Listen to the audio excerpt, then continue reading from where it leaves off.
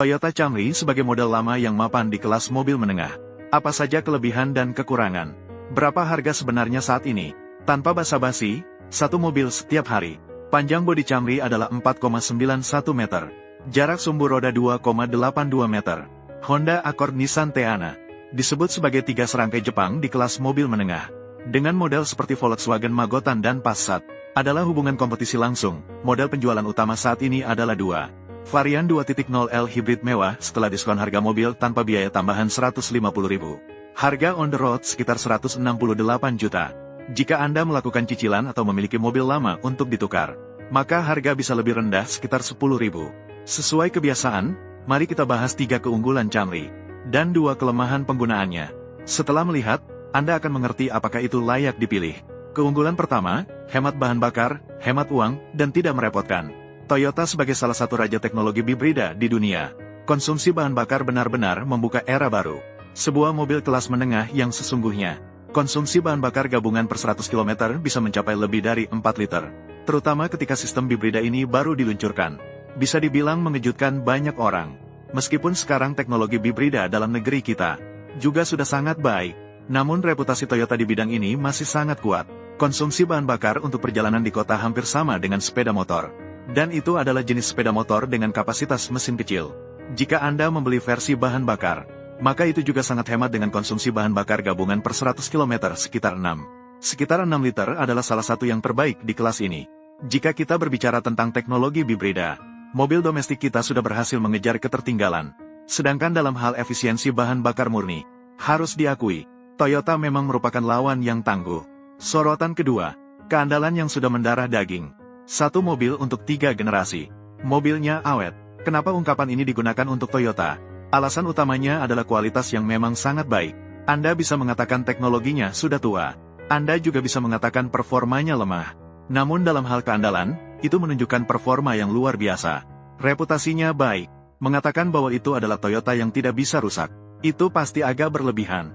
Namun bagi sebagian besar keluarga, menggunakan selama 10 tahun tidak akan menimbulkan masalah besar. Setelah semua, kita menghabiskan beberapa tahun tabungan untuk membeli sebuah mobil. Tentu saja kita tidak ingin mobil itu sering bermasalah. Mobil adalah untuk melayani manusia. Terkadang, tidak bermasalah lebih penting daripada performa. Sorotan ketiga, konfigurasi keselamatan. Banyak yang mengatakan mobil Jepang itu tipis dan kurang aman. Lihatlah Toyota Camry. Seluruh varian dilengkapi dengan 7 kantong udara di depan. Masih ada kantong udara tengah. Semua jenis kantong udara samping dan tirai samping ada. Ini bahkan lebih baik daripada banyak mobil Amerika. Bahkan untuk varian dasar yang paling rendah, semuanya sudah menjadi standar. Dan konfigurasi keselamatan aktifnya juga bagus. Peringatan tabrakan, fitur seperti pembersihan aktif, digunakan pada saat yang krusial. Benar-benar memberikan nilai yang sepadan. Jadi jangan terpengaruh oleh komentar negatif di internet. Jangan menghakimi semuanya sekaligus. Harus belajar untuk membedakan sendiri. Mengenai kelemahan Toyota Camry. Pertama, distribusi konfigurasinya sangat aneh. Jika kamu bilang konfigurasinya rendah, sistem bantuan mengemudi tingkat L2, masuk tanpa kunci. Fitur seperti pengaktifan jarak jauh juga ada. Namun, varian mewah bahkan tidak memiliki sensor parkir mundur. Ventilasi dan pemanas kursi juga tidak ada. Saya benar-benar tidak mengerti pemikiran pabrikan ini. Konfigurasi kenyamanan dasar seperti ini. Jadi harus membeli varian tertinggi atau varian kedua tertinggi, ya. Selanjutnya, tingkat peredaman suara cukup biasa. Di dalam kota masih bisa diterima. Namun setelah kecepatan meningkat, suara angin dan suara ban masih cukup jelas terdengar. Terutama saat melewati jalan yang buruk.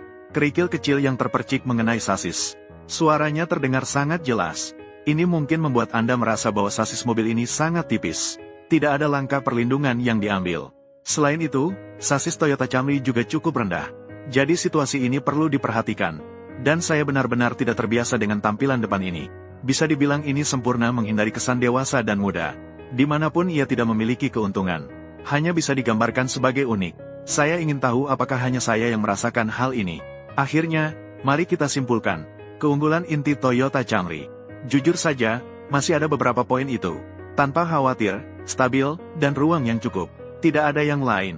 Namun, poin-poin ini adalah nilai inti dari sebuah mobil. Sebagian besar keluarga saat membeli mobil, tidak dapat menanggung risiko. Tenaga tidak perlu terlalu kuat.